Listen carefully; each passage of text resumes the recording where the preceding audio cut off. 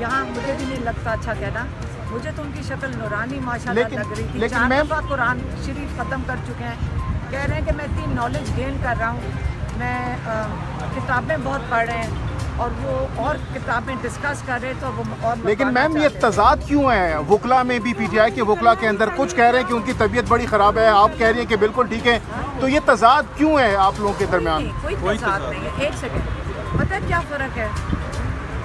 हम वज़न को, वो वज़न को हेल्दी समझते हैं, हम वज़न को मोटापा समझते हैं, हम अनहेल्दी समझते हैं। सलीमा खानम साहिबा अता तारड़ ने बयान दिया है कि खान साहब माफ़िया मांग रहे हैं, और आज के सलमान सफदर साहब के बयान के बाद उन्होंने कहा कि वो खान साहब टूटना शुरू हो गए हैं, क्या कहेंगी आप?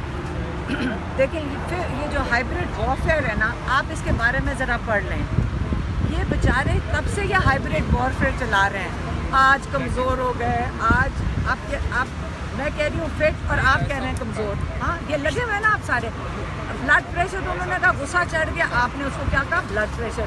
उन्होंने कहा मेरा मतलब था कि गुस्सा चढ़ गया।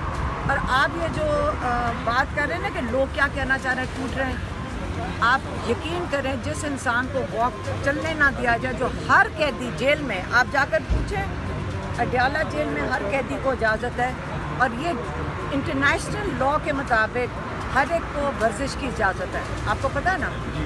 तो अगर उनका ख्याल था कि वो भी बंद करके तोड़ देंगे, आप मेरे ख्याल में, मैं कह रही हूँ उनको कह थक जाएं, आप बस कर दें, उन्होंने नहीं टूटना। आप जितनी मर्जी उनके ऊपर कहानियाँ निकाल दें।